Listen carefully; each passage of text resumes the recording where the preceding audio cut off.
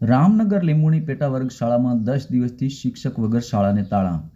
છેલ્લા કેટલાય સમયથી શિક્ષકોની ઘટને લઈ ગુજરાતમાં પ્રાથમિક શિક્ષણ પર માઠી અસર પડી રહી છે. એમાં ખાસ કરીને ગ્રામીણ વિસ્તારોમાં પ્રાથમિક શિક્ષણ સાવ ખાડે ગયું છે.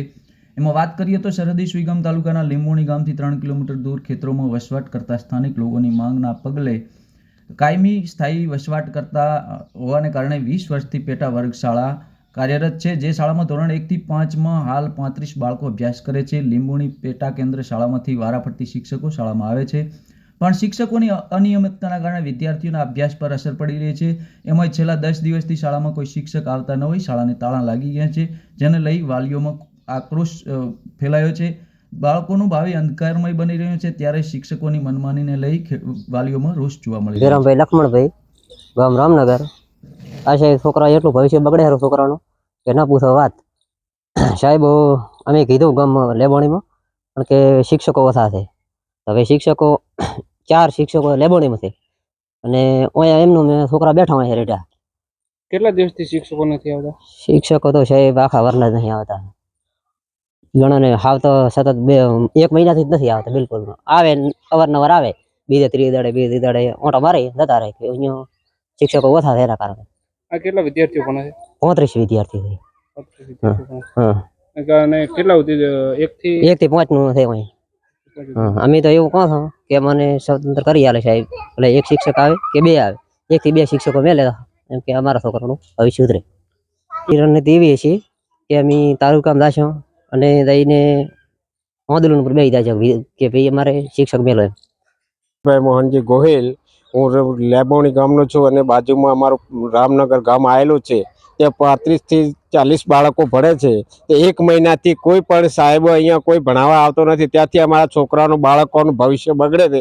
એટલે સરકારશ્રીને નમ્ર વિનંતી કે એકાદું શિક્ષક અમને આપો. બરોબર. 4 કિલોમીટર અમારે પેટા વર્ગ રામનગર ગામ આવેલું છે. 50 થી 60 ઘરોની વસ્તી છે. અમારે ગરીબ માણસ છીએ અમે.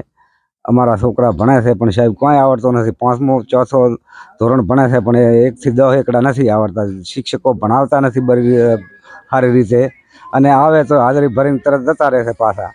તો સાહેબ શ્રીને વિનંતી કે અમારા છોકરોને અભ્યાસ કરવા માટે 1 શિક્ષક નિમણૂક કરો તો અમને સારું લાગે અને અમારા છોકરાઓ સારી રીતે અભ્યાસ કરી શકે એવી અમારી સરકાર શ્રી સાહેબ તરફ અમારી વિનંતી છે. શું નામ તમારું? મારું નામ માધાભાઈ ખોડાભાઈ કોળી.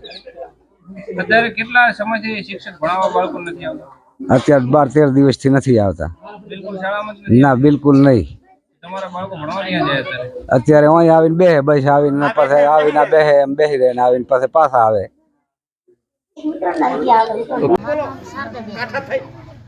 શારદાબેન, અમે સાહેબ 40-50 ઘર છે અમારા રામનગરમાં, પણ સાહેબ કોઈ અમારા છોકરા ભણાવવા આવતા નહીં.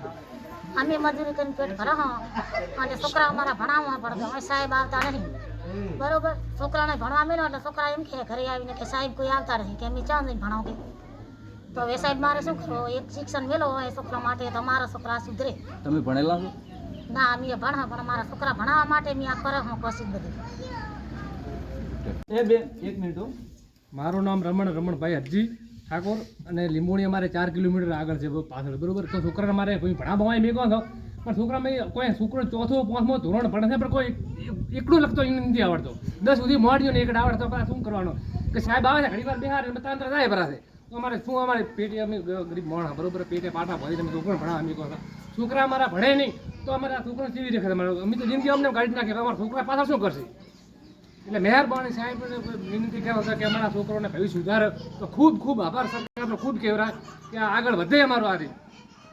અત્યારે કેટલા દિવસથી નથી આવતા?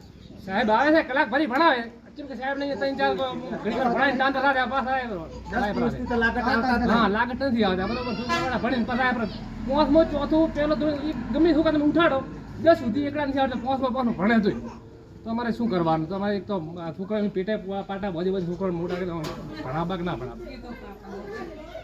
કવિતાબેન, બાબુભાઈ, રામનગર લીંબુણી ભણો નહીં સાહેબ આવતા. નામ મેનાવતી છે.